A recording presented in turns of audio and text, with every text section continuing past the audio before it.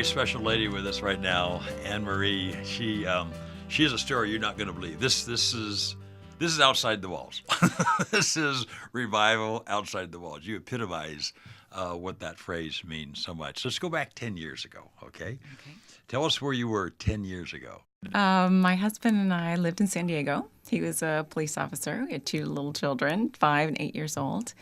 And he suffered a back injury and had to be retired. And we just started seeking God. What did he want next? What did he want us to do?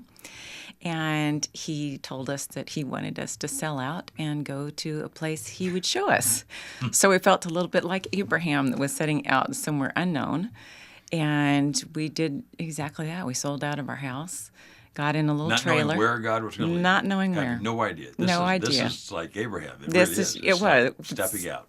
So we Wow. put our family in a very little With a 5-year-old and an 8-year-old. So you set out. We set out a little 21-foot travel trailer, put our kids in there, and just literally started driving across country. Wow. We didn't know where. We prayed each day, Wow. turned to the right, turned to the left, Really?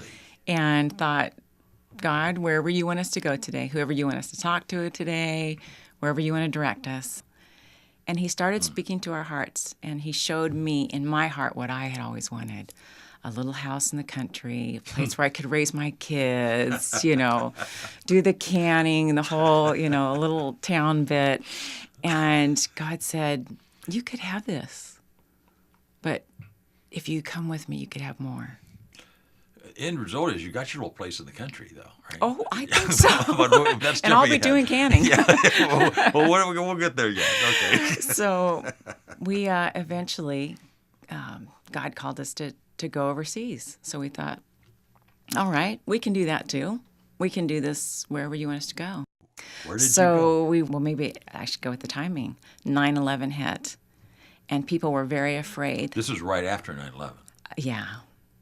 Wow. People were afraid. In fact, we were in our trailer, 9/11, in Canada, and they were calling for help in New York, and Stan was a retired police officer, so we went. We were there on 9/12 and stood in that devastation in New York. Oh, my land. And Stan had seen enough. He had seen enough as a police officer, worked Southeast San Diego.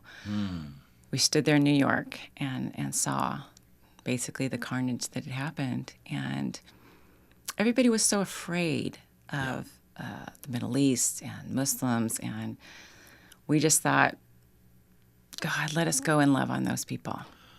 So how does a family from San Diego get established in this Islamic country? How to give us a little peek into what happened in those early days. It's easier than you think and easier than I thought. And I didn't know. I mean, we do stand out. We're very fair,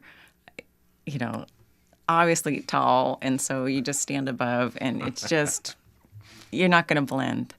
But we just decided, hey, we're just going to pray about where we land and start praying about those people and see what doors God opens. And we just, from the first person we met, started making friends. So give us some Literally, practical okay. things. Let's What say just practical. happened? You land on the street. You think we need cell phones. Walk down to the shop and meet somebody that is loving and kind and says, hey, would you like a cup of tea? And you start sitting and talking and sharing. And you get your home and people start knocking. Women are lovely, especially. There's that instant connection as a woman that they feel like, okay, you're one of us. And they'll come and knock and ask for tea, and you just start sitting and sharing life. No special, requirements, no special training needed. You just go in to sit down and have tea. And life is the same everywhere. We can all be kind. We can all be loving. It doesn't take special training to do that. Life is life everywhere. The basics and the fundamentals are the same everywhere. Whether it's you have a roof over your head, you have food for your kids. Those are shared by every family across the globe. You call it lifestyle. Is that your term? Lifestyle evangelism. Lifestyle evangelism. I love this term. Witnessing, there's all these terms has baggage, but lifestyle, just lifestyle ministry. Yeah. But you're just opening up your life. You're just opening up your life and loving on people and being transparent. Yeah. You don't Bible thump. You don't go out in the corner and shout. And how do you show the love of Christ that way? Yeah. And I love a pastor that's a friend of ours that always said it's easier to speak into someone's life when you have permission. Wait Yes. for that. Wait till there's a Yes. relationship. You You have don't to just build start. a relationship. Yeah. And it is. Absolutely. It's so much easier Our if you have a actions life. don't speak louder than our words, but our actions speak before our words. And if they're seeing your life, if your life does not have something that's compelling them, Yes. you need to go back and start again. How better can I love someone? How better can my life, express the love of God? And just having people in our home, And to whom much is given, much is required. We have this. We're indebted to them, aren't we? Yeah, To share the love of God, and you've done that so well. We have to close this segment, but in the next segment we'll talk more about this wonderful people group that you're ministering to. Isn't she great? Her name is Anne Marie. We'll leave it at that. Okay, and thank you, Anne, for joining us.